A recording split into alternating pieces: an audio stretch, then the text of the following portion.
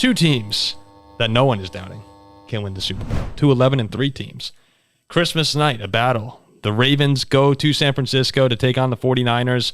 Two of the top defenses, Baltimore number 1 in points allowed, San Francisco number 2. Pressure-wise, 50 sacks for the Ravens. That's number 1. 43 for the 49ers.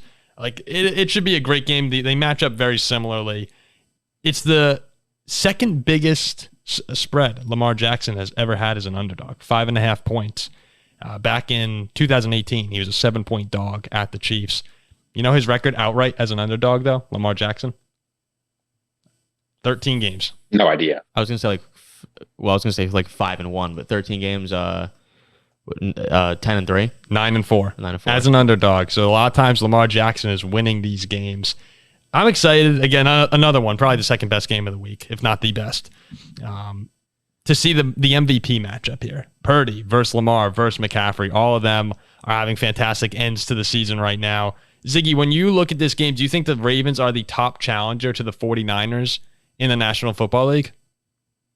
I'll be honest, Paul. I think the conversation around the Ravens is a little bit weird. I think particularly the conversation around Lamar Jackson's a little bit weird. Now, this Ravens team is pretty good, don't get me wrong, but Lamar Jackson is being hyped up as an MVP candidate, and it's kind of hard for me to see why. Really? If you look at the advanced numbers on what he's producing, among quarterbacks in the league, he's 13th in EPA per play. We've never had anything remotely like a quarterback with those kinds of numbers being considered for the MVP. Because like whatever EPA is a proxy of, I get that voters aren't checking the EPA charts, but it generally tracks the kind of success your offense is producing. And we just haven't seen that kind of success out of the Ravens. They're doing a lot better than previous years, and the offense is a little bit more three-dimensional. But they're just not, I don't see the elite offensive potential everyone's seeing there. On the other hand, you get the 49ers that have clearly the best offense in the entire NFL, along with a really good defense. And it's not a surprise to me that the 49ers are 5-point favorites. Frankly, I think this is going to be close to a blowout in San Francisco. I get that people don't want to hear that. And I get that this is going to be memed. If the Ravens win this is going to be like our Eagles video, where we still have 49ers fans coming into our mentions saying like, oh, those Eagles, they really suck. I'm willing to open myself up to that. I think this is going to be a 49ers blowout. I can hear the Ravens fans typing, that nerd with all his statistics, does he even watch the games, bro? I mean, I think I lean here with Ziggy, though, as well. What are Monday night, aren't primetime underdogs outright this year like something insane? Probably. I think of the Vikings stats versus the 49ers. We had the Titans upset the Dolphins, Giants, Packers. We've had a lot of the Bengals beat the Jaguars a couple weeks ago. I think Monday night dogs outright are like 13-2. The Jets over the Bills. Yeah. Like there's been a lot of them. It's something ridiculous, but I swear, ever since week 1, when I went to Heinz Field to see Pittsburgh play San Francisco, I swore this is the best team I've ever seen in my life. These guys truly look like they're unstoppable. And Baltimore this season has had their fair share of games where they've been scored on. And I see that being a similar type of game. I mean, Cleveland hung 31 with Watson. San Francisco goes up and down the field. Baltimore's defense is very good, don't get me wrong. But I think San Francisco, with all that they have, really has their way. Then on the other side of the ball, San Francisco's defense will have a much easier is a tougher word to use here, but easier time stopping Zay Flowers and Odell and Gus Edwards.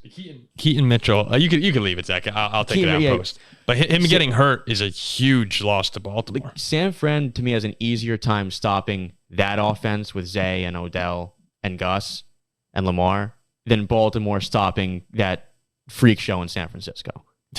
I see what you're saying. Especially at home at night in prime time, too. I see this being like 31-17 San Francisco. Oh, and Baltimore, too, against Dallas, against Philly, in these big-time matchups, they've been blowing people out as well.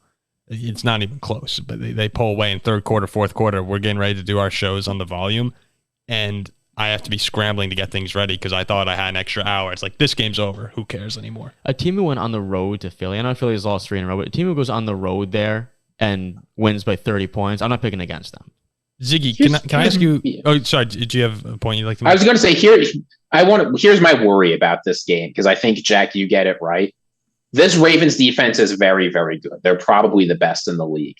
But if you look at the 49ers defense strengths, their strength is run defense, right? They're only giving up an average of 90 rushing yards per game. That's third best in the NFL, behind only Chicago and New England. So they've got a very good run defense. And this Ravens offense, its main strength is just how efficient it is running the ball. And particularly running the ball when it's not Lamar Jackson scrambling. So I worry that if the 49ers defense is able to do what they do best and shut down all of the running backs, the passing game's not going to be good enough to make up for that.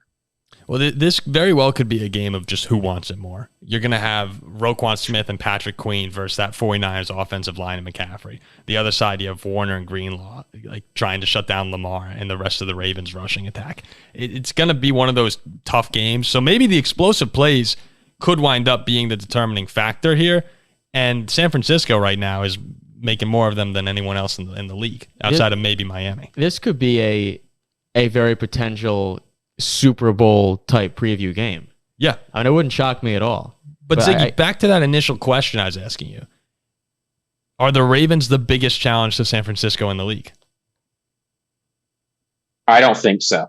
I understand why you would pick the Ravens, but frankly, I think the Dolphins are a bigger challenge because the Dolphins' offense is so good. I think the Bills are a bigger challenge because Josh Allen can have those superhero games at any point against any team. I might even think the Cowboys are a bigger challenge, even coming off that beating. Mm-hmm. I think over the Chiefs and Eagles. I have not been impressed with the Eagles offense or the Chiefs offense. I think they're both okay. Patrick Mahomes can do insane things, but we've seen Patrick Mahomes get held back by everyone around him too many times this season. I just can't in good faith say the Kansas City Chiefs, with their record and their performances, are the kind of team that can beat San Francisco. Wow. But hey, you know what? Here's what Lamar Jackson can do. He can do plays that absolutely nobody else in NFL history, except like maybe Mike Vick, but not even that, can do. So if there were a player who's going to go to San Francisco and string together a couple of those mind-blowing explosive plays, it would be Lamar. Mm-hmm. Mm-hmm. The one thing, before we move on to our Christmas list items, the one challenge I'd have, Ziggy, to you saying Lamar Jackson, you can't see him on your MVP list right now. I just look at that Baltimore offense and say to myself, if you take Lamar off of that, are the Ravens even, are they playoff good? I'm not sure. Paul, the Ravens offense, they are the best team in the entire NFL at non-quarterback runs. They are the most efficient team in the entire league at running the ball. You can't tell me that's Lamar Jackson driving value. Well, I don't buy it. Well, wait a second. I mean, I do think that a lot of times it could be respect for what Lamar Jackson can do. Like in terms of like a read option. You play defense. Yeah, but if you look at what the offense is doing, they aren't calling design runs to Lamar Jackson nearly as often as in the previous years, right? I think that perception of the threat's always there, but I still think the run game would be very good without Lamar Jackson. I'm not saying he's not adding anything, right? Don't get me wrong. No, I don't want to make it sound like you hate Lamar Jackson. Yeah, I mean, I've been a Lamar Jackson believer since his rookie season. Mm. But if you look at what a team like the 49ers are producing on offense, their offense is so much better. I mean, they're in a different stratosphere from the rest of the league. That someone's got to get credit for that. Yeah. Yeah, and that's what separates this game to me again is both teams have both very good offenses, very good defenses, both just three-dimensional teams all around.